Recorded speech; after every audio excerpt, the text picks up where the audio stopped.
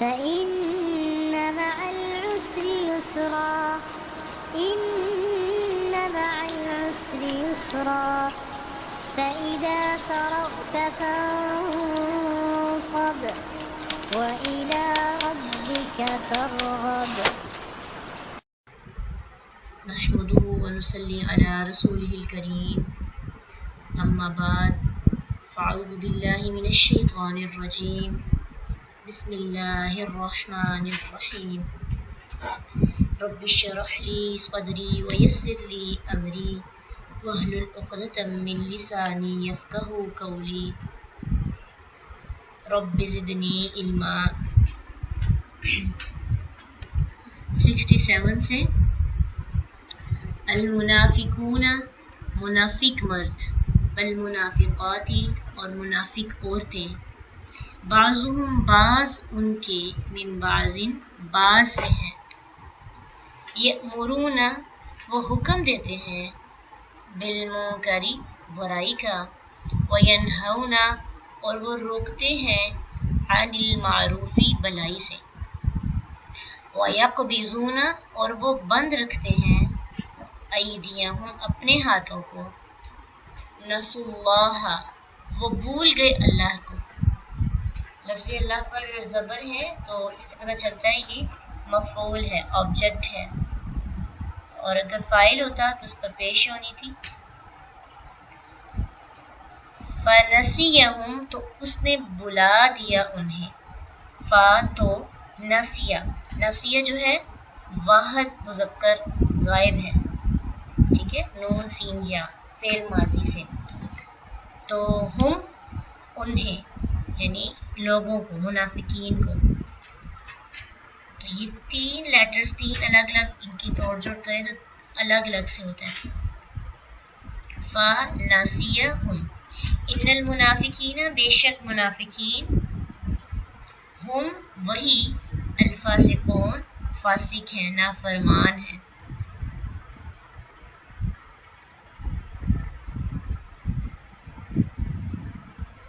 وعد اللہ وعدہ کیا اللہ نے، المنافقین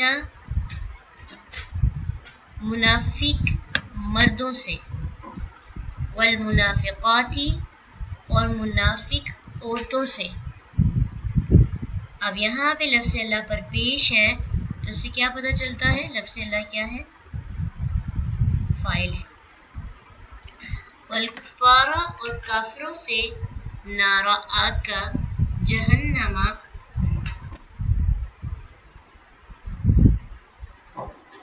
جہنم کی، خالدین ہمیشہ رہنے والے ہیں، فیہا اس میں، کس میں؟ اس جہنم میں. جہنم کے لیے جو پرونون استعمال کیا گیا ہے وہ مؤنث کا ہے، حالانکہ جہنم میں تو کوئی بھی مؤنث کی علامت نہیں. تو بتائیے جہنم یہاں پہ مؤنث کیوں ہے؟ مؤنث سماعی، مؤنث سماعی ہے. کیسے پتہ چلا؟ جہنم مؤنث سماعی کی کچھ الفاظ ہیں وہ آپ نے یاد کیے ہیں اس لیے.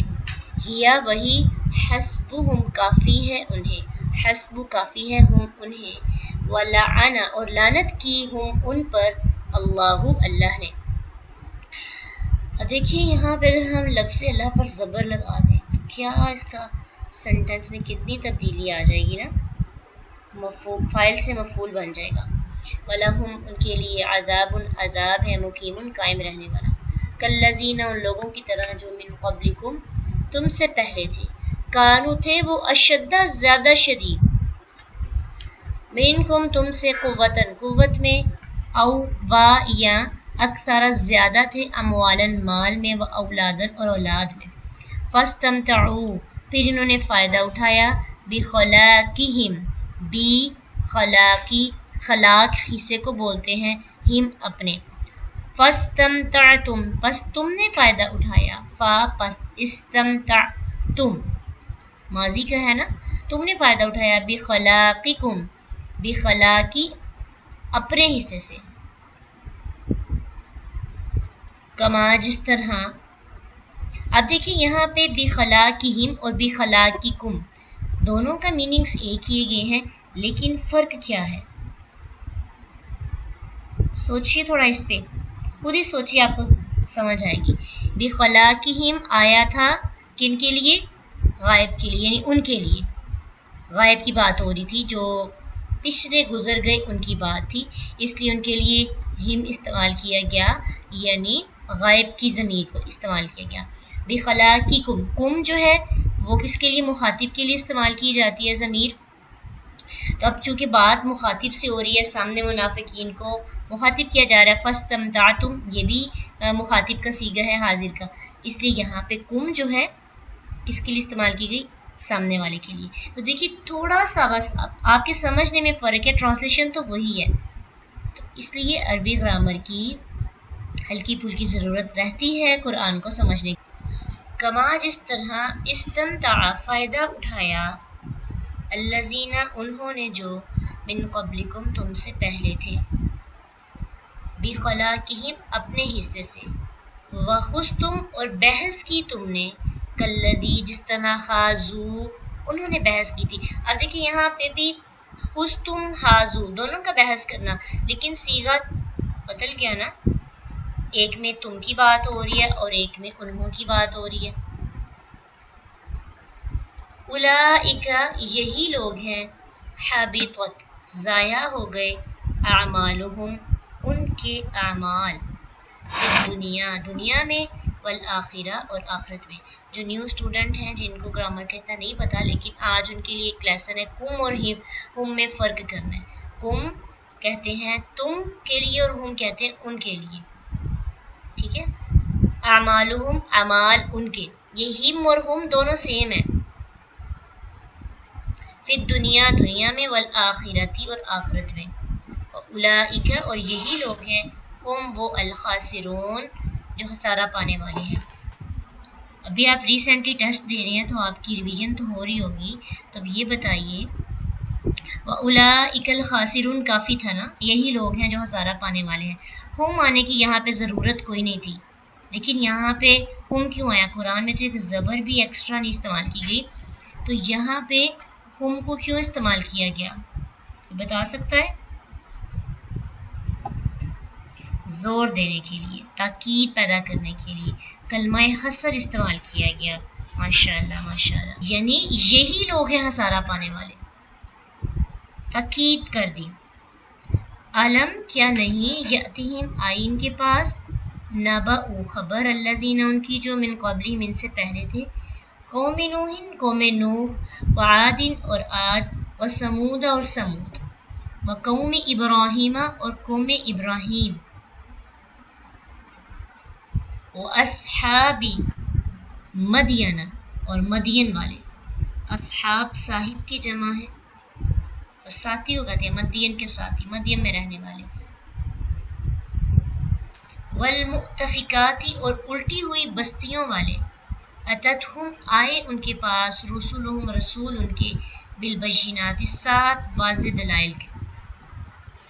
فما پس نہیں، کانا ہے اللہ اللہ، لیظلمہم کہ وہ ظلم کرے ان پر، ولیکن اور لیکن، کانو تھے وہ، انفسہم اپنی ہی جانوں پر، یظلمون خود ظلم کرتے.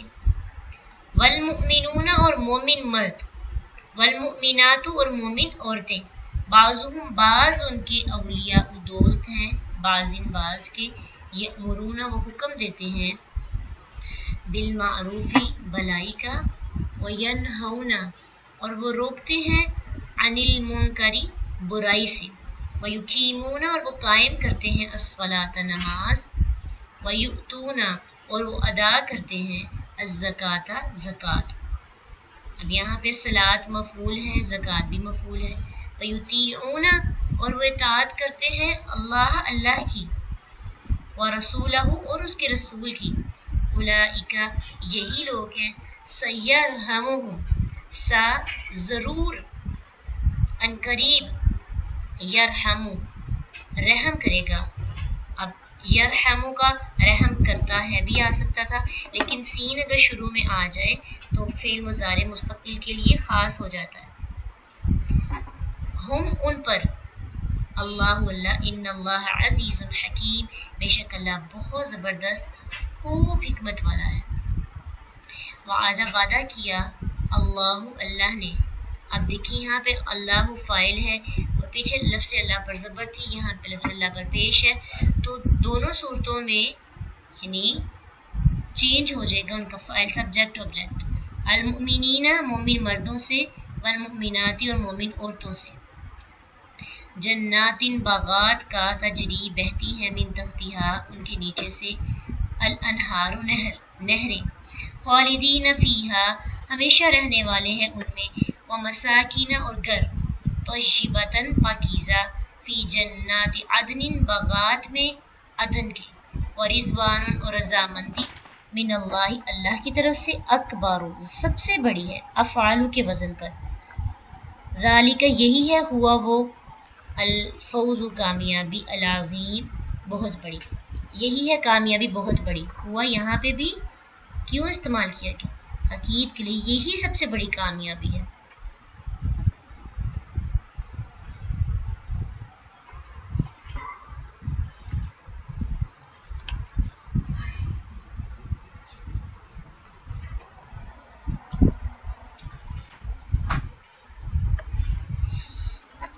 تفسیر دیکھیں, المنافقون والمنافقات بعضهم من بعض یأمرون بالمنکر وینہون عن المعروف. منافق مرد اور منافق عورتوں کی حقیقت بتائی جا رہی ہے کہ کس طرح کے ہوتے ہیں. پول کھولا جا رہا ہے نا. دیکھیے یہ لگتا ہے صورت ابھی تک ہم نے پہلی صورت یہ پڑھی ہے جس میں منافقین کی اتنی لمبی ڈیٹیل کے ساتھ بات ہو رہی ہے اور ایک ایک چیز کی وضاحت کی جا رہی ہے.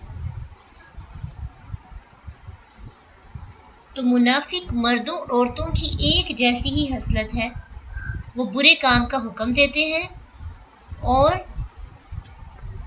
اچھے کام سے روکتے ہیں. یأمرون بالمعروف نہیں کرتے, یأمرون بالمنکر کرتے ہیں. منافق انسان کی ایک علامت کا اور پتہ چلا کہ منافق بندہ اپنے رویے سے, اپنی سوچ سے, اپنی عادات سے کسی نہ کسی طریقے سے وہ موٹیویٹ کرتا ہے برائی کی طرف,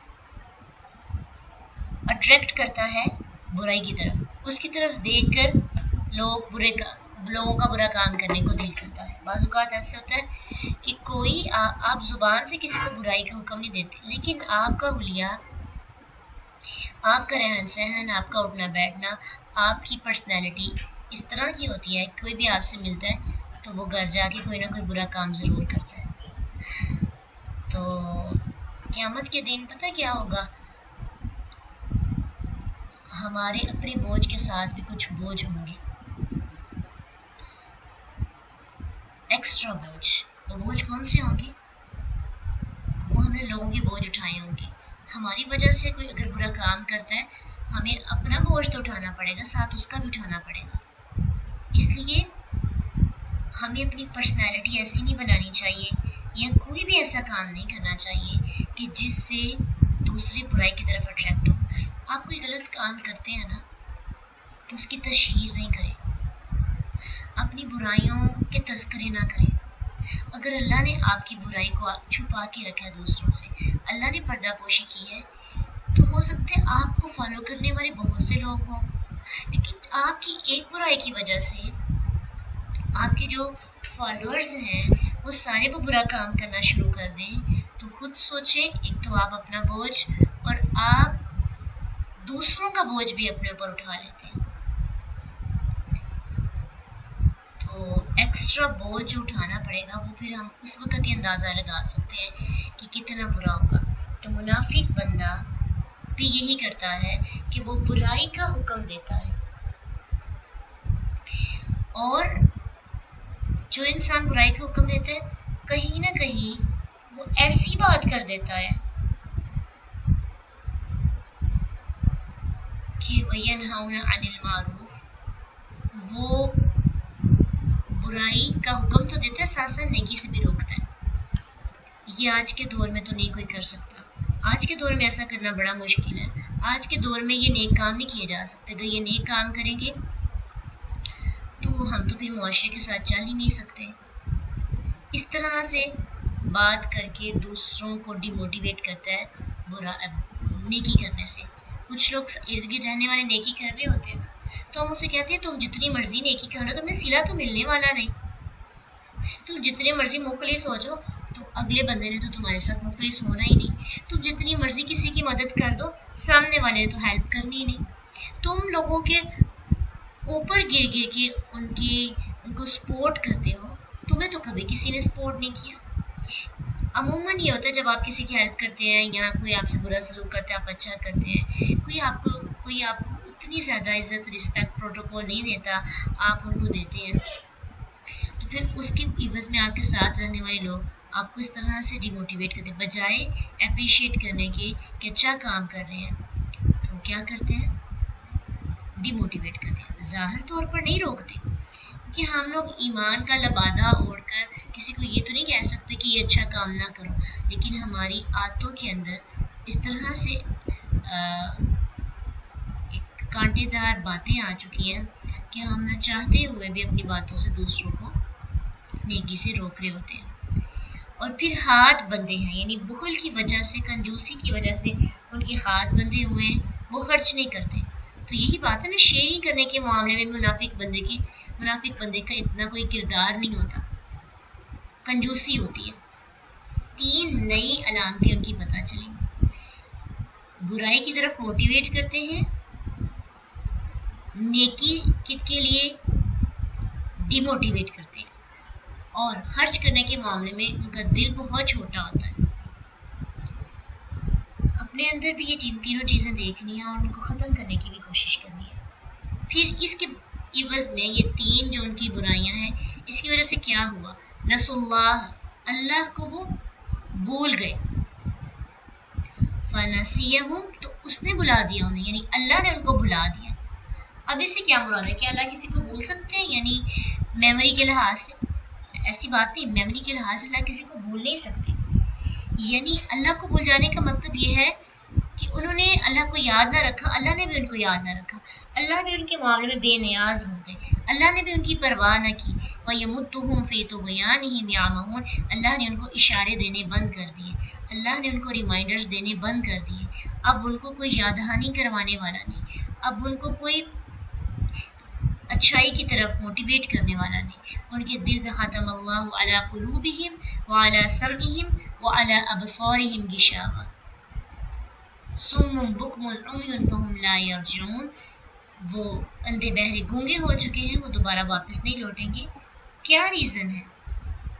کیونکہ انہوں نے اللہ کو بلا دیا، اللہ نے بھی ان کی پرواہ نہ کی، اپنے فضل اور کرم سے ان کو محروم کر دیا۔ اور اللہ کا فضل اور کرم کیا ہے؟ ہدایت، ان سے ہدایت چھین لی گئی۔ ان المنافقین هم الفاسقون، تو بس منافق ہی فاسق ہے، یہی نافرمان ہے، حد کمال تک پہنچ چکا ہے، اعلیٰ درجے کا منافق جو ہے فاسق اعلیٰ درجے کا ہے۔ وعد اللہ المنافقین والمنافقات، اللہ نے وعدہ کیا ہے ان منافق مردوں، اب چونکہ بار بار سیغہ جو تھا مردوں کا استعمال ہو رہا تھا، اللہ سبحانہ تعالیٰ نے اسپیشلی، کیونکہ عموماً قرآن میں جو سیغہ مذکر کے لیے استعمال ہوتا ہے وہ اوور آل بات کی جائے تو پھر وہ مرد اور عورت کے لیے اکٹھا ہے، اسپیشلی عورت کو بھی ہائی لائٹ کر دیا گیا کہ عورت یہ نہ سمجھے کہ ساری باتیں مردوں کے لیے۔ منافق مرد اور عورتوں کے ساتھ اللہ نے وعدہ کیا، والکفار، اور کافروں سے بھی۔ اب دیکھیے منافق کو کس کیٹیگری میں رکھا گیا، کس کے ساتھ اس کا تذکرہ کیا گیا، کافر کے ساتھ، کیونکہ ان دونوں میں اتنا فرق نہیں ہوتا۔ کافر یہ ہے کہ ظاہر بھی وہی کرتا ہے جو باطن میں ہوتا ہے، لیکن منافق باطن سے تو اعتقادی منافق ہے، کفر ہے کرتا ہے لیکن زبان سے اقرار کرتا ہے۔ کیا وعدہ کیا اللہ نے؟ نار جہنم خالدین فیہا، کہ وہ جہنم میں رہیں گے، ہمیشہ رہنے والی جہنم میں، ہی حسبہم، وہی ہے ان کو کافی، وہ اسی کے قابل ہیں۔ وَلَعَنَهُمُ اللَّهُ، بس اتنا نہیں، ان پر اللہ کی لعنت بھی ہے۔ وَلَهُمْ عَذَابٌ مُقِيمٌ، اور ان کے لیے عذاب ہے قائم رہنے والا، ختم نہیں ہوگا، قائم رہ کر قائم ہوگا ہی ہوگا۔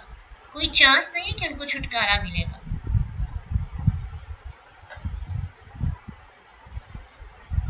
کالذین من قبلکم کانوا اشد منکم قوۃ.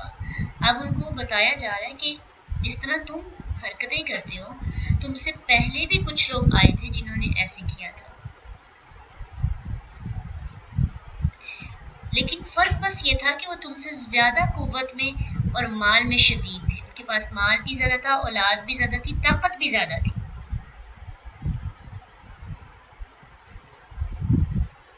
لیکن جس طرح تم نے کیا کیا، انکار کیا اور اللہ کے رسولوں کی پیروی نہ کی، فاستمتعوا بخلاقہم، بس انہوں نے فائدہ اٹھایا اپنے حصے سے، یعنی انہوں نے دنیا میں جو فائدہ اٹھانا تھا، طاقت سے، مال سے، اولاد سے فائدہ اٹھا لیا.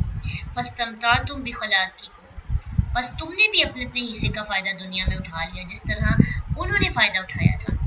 دنیا کے اندر نعمتوں سے فائدہ اٹھانا، اپنے لکھے ہوئے حصے سے فائدہ اٹھانا، جو نصیب کا لکھا ہوا ہے وہ انہوں نے بھی پا لیا، تم نے بھی پا لیا. وَخُذْتُمْ كَالَّذِي خَاضُوا، اور پھر انہوں نے بحث کی جس طرح تم نے بھی ویسے ہی بحث کی، ویسے ہی انبیاء کا مذاق اڑایا، ویسے ہی انبیاء علیہ السلام جو ہیں ان کے ساتھ اچھا سلوک نہ کیا. اب ایسے لوگوں کے ساتھ کیا ہوگا؟ ان کے متعلق فضول باتیں کی. اولئک حبطت اعمالهم فی الدنیا والآخرہ، ایسے لوگوں کے اعمال دنیا میں اور آخرت میں ضائع ہو جائیں گے. یعنی اگر انہوں نے صدقہ بھی کیا ہوگا تو بھی فائدہ مند نہیں ہوگا، اگر انہوں نے اپنی اولاد کی اچھی تربیت بھی کی ہوگی تو بھی فائدہ مند نہیں ہوگا، وہ طاقت کے لحاظ سے لوگوں کی ہیلپ بھی کرتے رہے ہوں گے پھر بھی فائدہ نہیں ہوگا. کیونکہ ان کی مین بات جو جڑ ہے، جو ایمان ہے، وہی نہیں ٹھیک. تو انہوں نے جو تھوڑے بہت عمل کیے بھی ہوں گے سارے کے سارے دنیا کے اندر بھی اور آخرت کے اندر بھی ضائع ہو جائیں گے. وَأُولَٰئِکَ هُمُ الْخَاسِرُونَ، خاسرون، لوزر کون ہوتا ہے؟ جو اپنا سب کچھ کھو دیتا ہے، جو بڑی ایفرٹ کرتا ہے، بڑی محنت کرتا ہے لیکن اس کے ہاتھ میں کچھ نہیں آتا. تو یہی حال ہے منافقین کا اور ان لوگوں کا جو منافقین سے پہلے گزر گئے، کہ جنہوں نے بڑی کوششیں کی، محنتیں کی. اب دیکھیں بچوں کے لیے روزی کمانا آسان ہوتا ہے، کتنی مشکل اور مشقت کے ساتھ ایک باپ باہر جا کے روزی کماتا ہے، محنت کرتا ہے. اب وہی مزدور جس کا اللہ کے ساتھ رشتہ صحیح نہیں ہے، اب اس کے بارے میں کیا خیال ہے؟ اس کی یہ ساری محنت جو پسینے انت تک محنت کرتا ہے اور خون پسینے کی کمائی کما کے لاتا ہے، لیکن اللہ کے ساتھ اس کا کوئی رشتہ نہیں ہے، نماز، روزہ، زکوٰۃ کچھ بھی نہیں ہے. کیا ایسے بندے کے بارے میں ہم گمان کر سکتے ہیں کہ اس کی کمائی یا اس کی یہ محنت اسے فائدہ دے گی قیامت کے دن؟ امیجن کریں نا، امیجنیشن میں جب انسان اس طرح کی باتیں لے کے آتے ہیں تو انسان کو اچھی سمجھ آ جاتی ہے. ایک باپ ہے، صبح گھر سے نکلتا ہے، شام کو واپس آتا ہے، پورے دن میں محنت کرتا ہے، لوگوں کی باتیں سنتا ہے، لوگوں طرح طرح کے کمنٹس اس پہ کیے جاتے ہیں.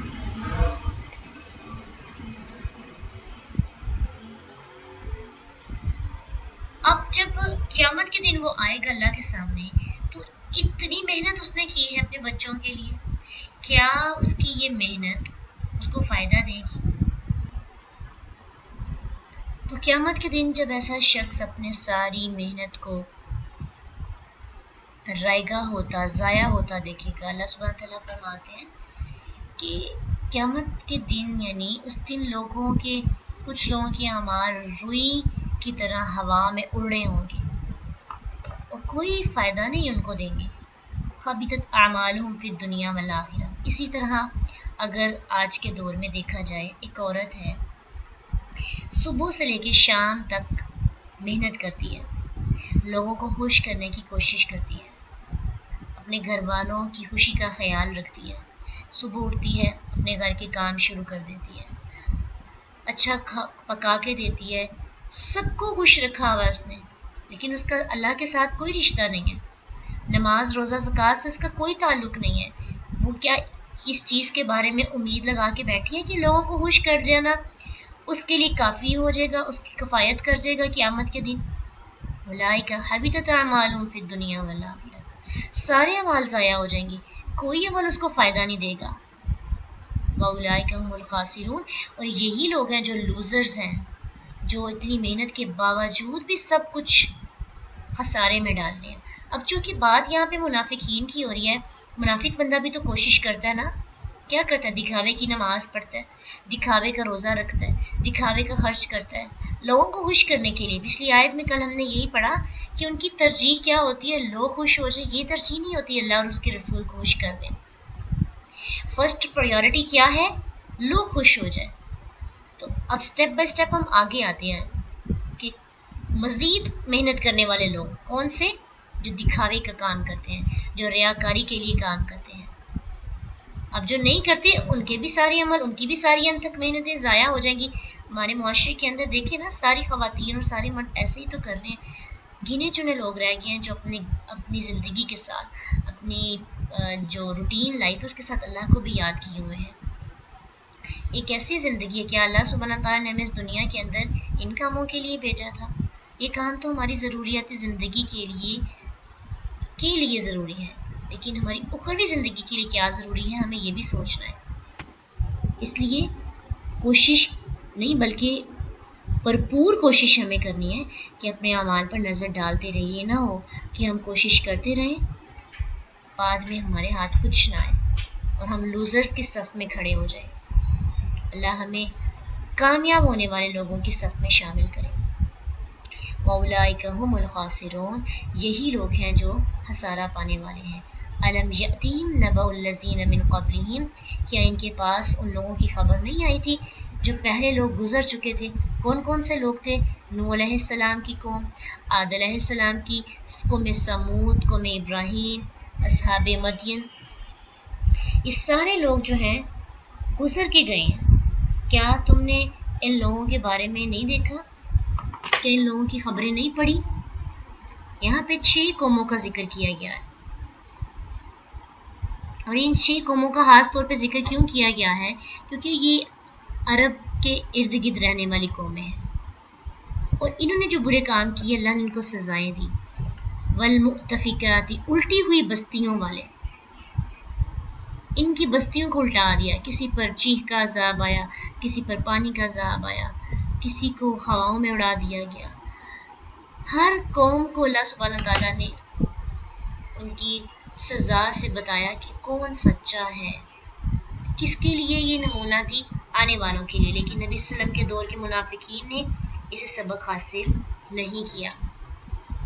اسی لیے کہا جا رہا ہے کہ کیا تم نے پہلی قوموں سے کوئی سبق نہیں حاصل کیا تھا؟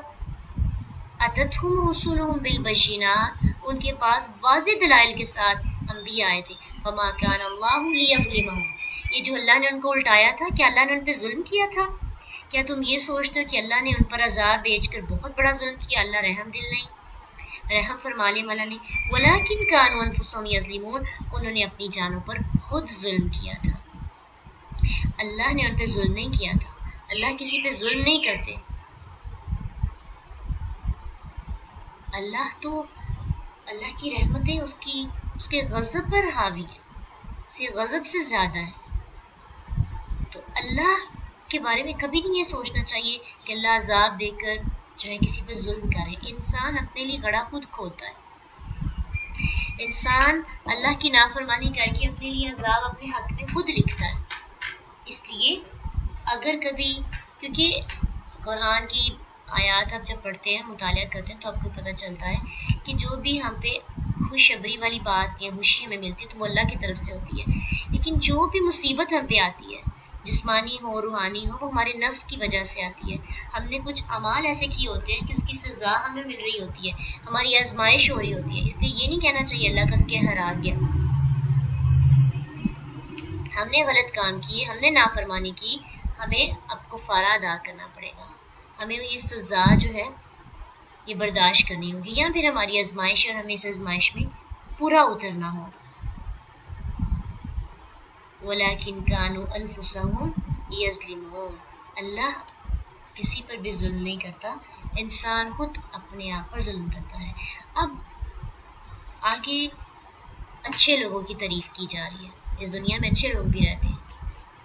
اگر منافق کے لیے جہنم ہے تو مومن کے لیے جنت ہے.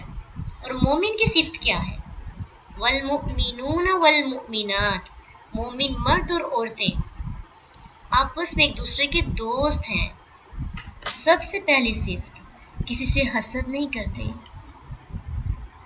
کسی سے بغض نہیں کرتے، کینہ نہیں ہے ان کے دل میں، شکوہ نہیں ہے ان کے دل میں، ایک دوسرے کو تان نہیں کرتے، عیب جوئی نہیں کرتے، ایک جسم کی طرح رہتے ہیں، ایک دوسرے کے ساتھی ہیں، ایک دوسرے کے ولی ہیں، ایک دوسرے کے مددگار ہیں. مومن بندے کے دل میں کھوٹ نہیں ہوتی. مومن بندہ کسی دوسرے مومن بندے کا برا نہیں چاہ سکتا. مومن انسان کا دل بہت نرم ہوتا ہے، وہ معاف کرنے والا ہوتا ہے، وہ خود سہ کر لوگوں کو معاف کر دیتا ہے. تو یہاں پہ منافق مردوں، منافق عورتوں کی بری عادتوں کے ذکر کے بعد اب اہل ایمان کی صفات کا ذکر کیا جا رہا ہے کہ ایک دوسرے کی دوستی، محبت اور مدد کے ساتھی ہیں. اللہ کے نبی صلی اللہ علیہ وسلم نے اس کے بارے میں فرمایا، حدیث میں آتا ہے صحیح بخاری کی، کہ تم میں سے کوئی شخص صاحب ایمان نہیں ہو سکتا حتیٰ کہ وہ اپنے مسلم بھائی کے لیے وہی پسند کرے جو وہ اپنے لیے کرتا ہے.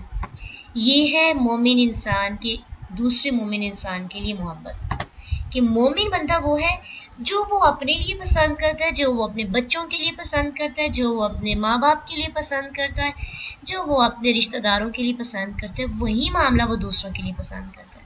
اگر آپ چاہتے ہیں آپ کے ساتھ ایسا ہو تو آپ کو دوسروں کے ساتھ بھی ویسا اچھا سلوک کرنا چاہیے.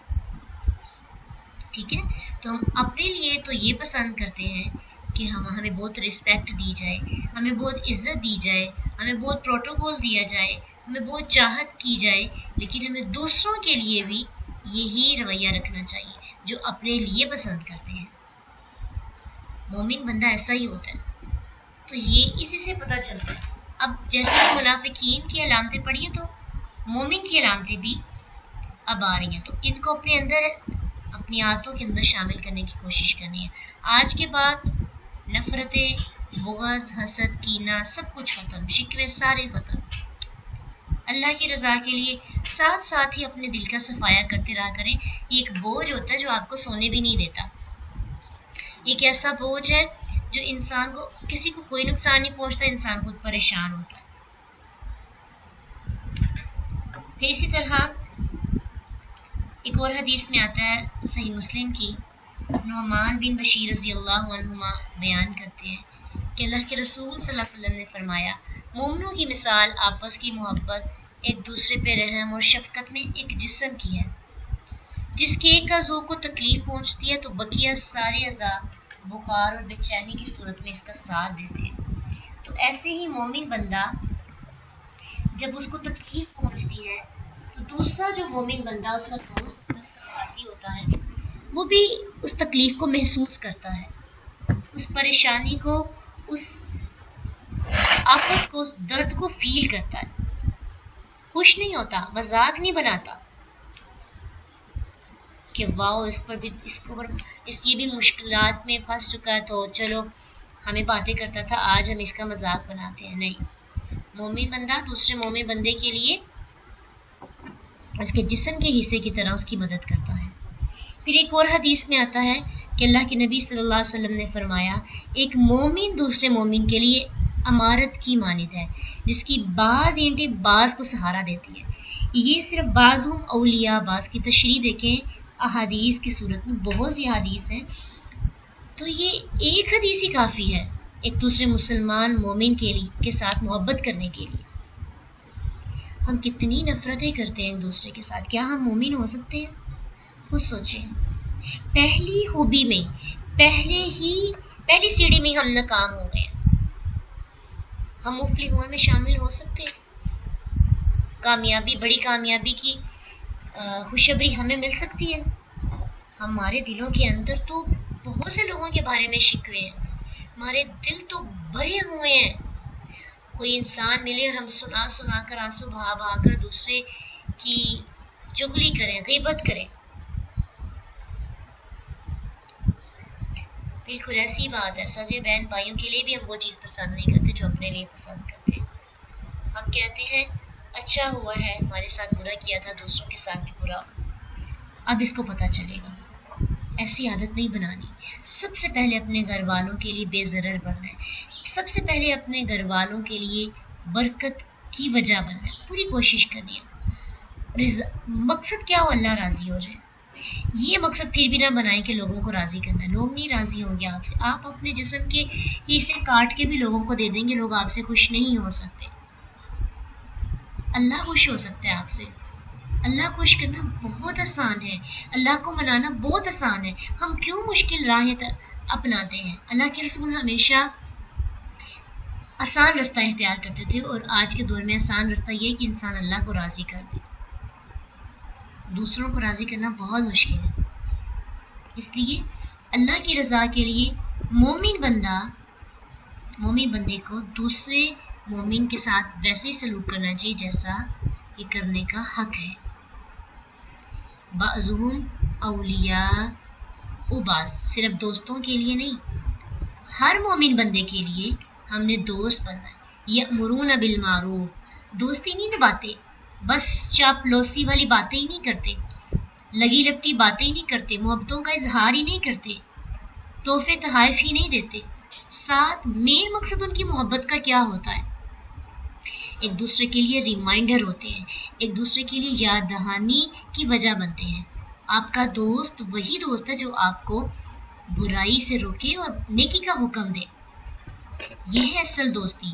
مومنین کی آپس میں دوستی ایسی ہوتی ہے، وہ اگر ایک دوسرے کی مدد کرتے ہیں تو وہ ان کے ایمان میں بھی مدد کرتے ہیں، وہ جہنم سے بچاؤ میں بھی مدد کرتے ہیں، وہ جنت کے راستے میں آسانی کی بھی وجہ بنتے ہیں.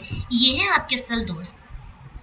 اپنے ارد گرد ذرا نظر ڈالیں کہ آپ کے پاس ایسے دوست موجود ہیں کہ اللہ نے آپ کو ایسے دوست عطا کیے.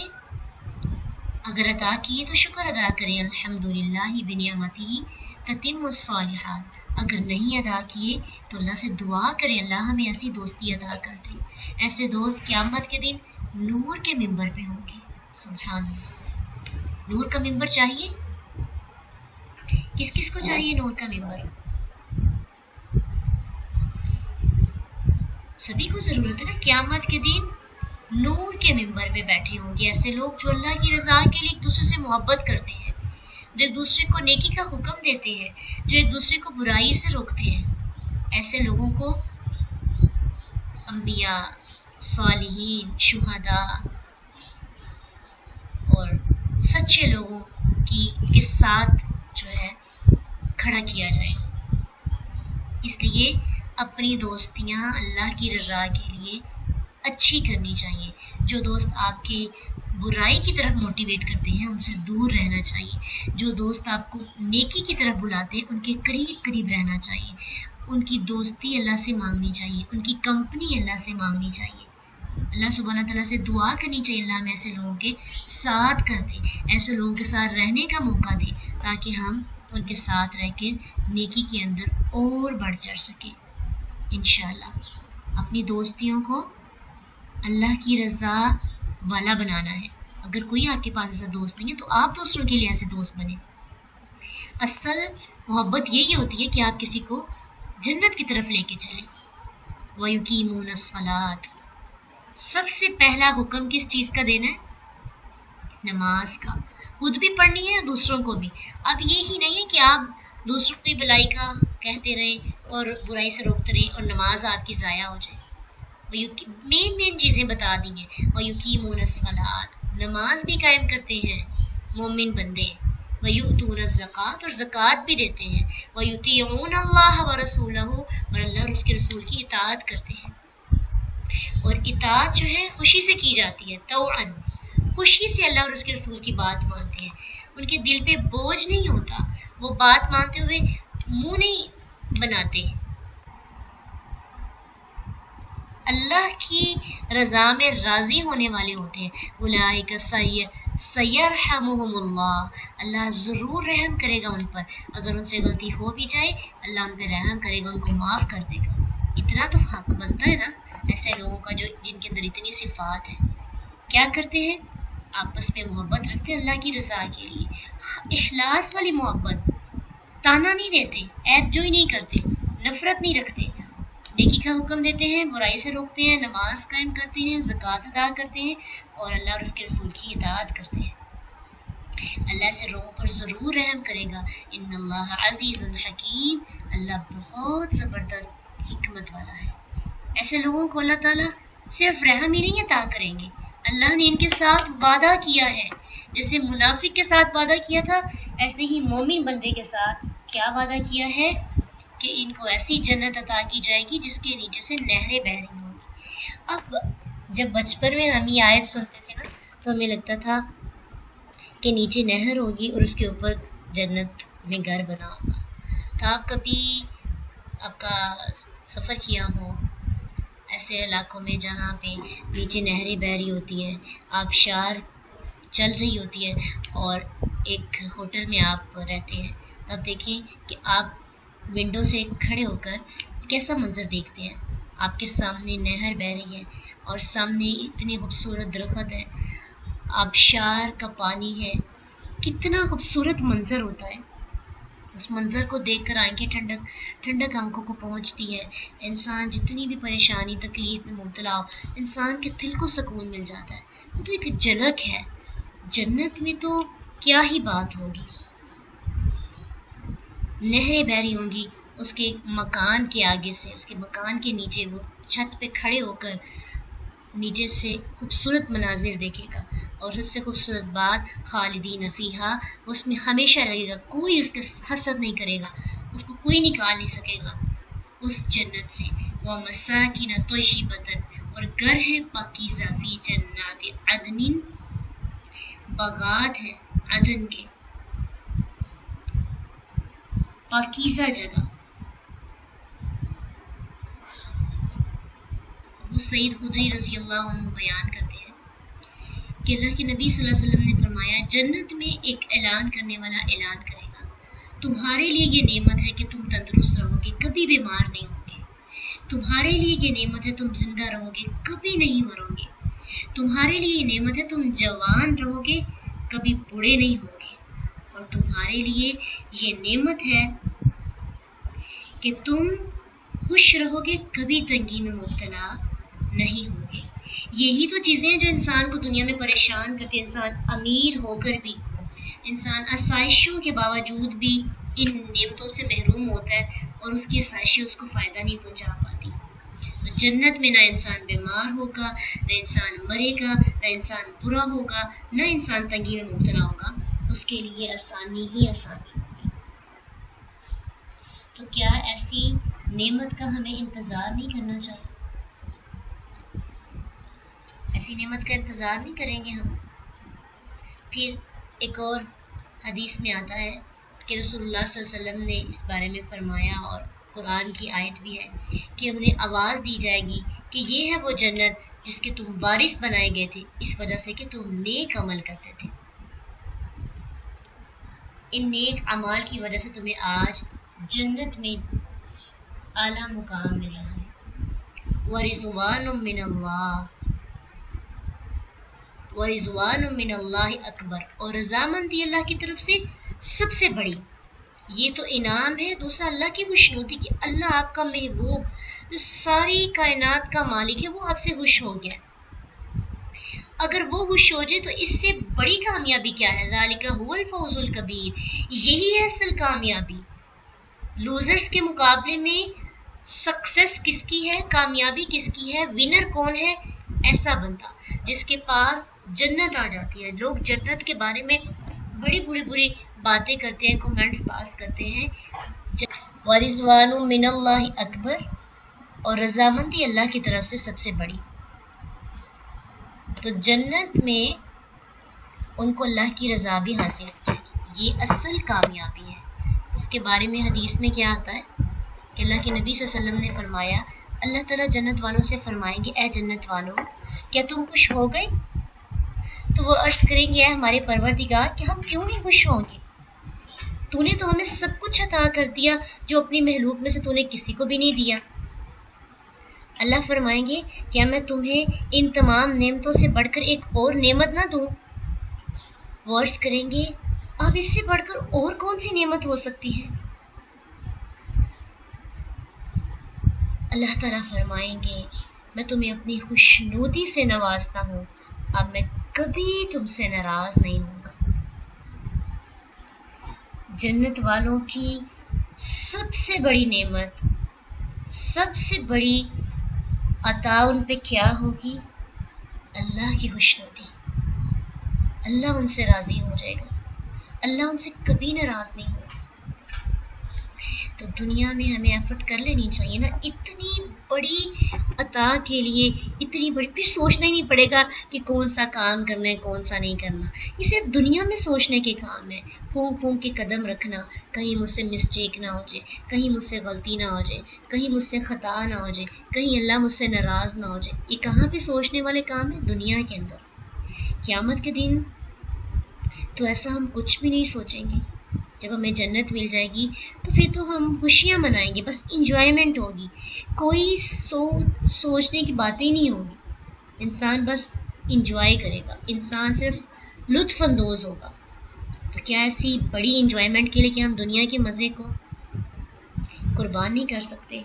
کیا آج ہم تیار ہیں اللہ کی رضا، ہمیشگی والی رضا حاصل کرنے کے لیے دنیا کی خواہشات کو قربان کرنے کے لیے؟ کیا ہم ریڈی ہیں ایسی جنت کے لیے جہاں پہ نہ کوئی تھکاوٹ ہے، نہ ہی کوئی پریشانی ہے، کوئی ہمیں پریشان نہیں کر سکے گا؟ تو انشاءاللہ اس کے لیے کیا کرنی ہے؟ ایفرٹ کرنی ہے۔ جو صفات مومنین کی بتائی گئی ہیں ان پہ عمل کرنے کی ضرور کوشش کرنی ہے، اور اچھے اچھے دوستوں کے ساتھ اچھی اچھی کمپنیز کو تلاش کرنا ہے تاکہ لوگوں کی صحبت اچھی ہو تو ہم بھی جنت کی طرف موٹیویٹ ہو۔ اللہ سے جنت والوں کی صحبت مانگنی ہے دعاؤں کے اندر۔ اللہ ہمیں نیک لوگوں کا ساتھ عطا کر، ایسی دعائیں مسلسل کرتے رہا کریں۔ اللہ ہمیں نیک لوگوں کا ساتھ عطا کر، دنیا میں بھی اور آخرت میں بھی۔ کتنی پیاری دعا ہے نا، دنیا میں نیک لوگوں کا ساتھ ہے تو آخرت میں بھی آٹومیٹکلی مل جائے گا، اور اگر ہم آخرت میں نیک لوگوں کا ساتھ مانگتے ہیں تو دنیا میں بھی آٹومیٹکلی مل جائے گا، کیونکہ آخرت میں تو نیک لوگ وہی ہیں نا جو جنت والے ہیں۔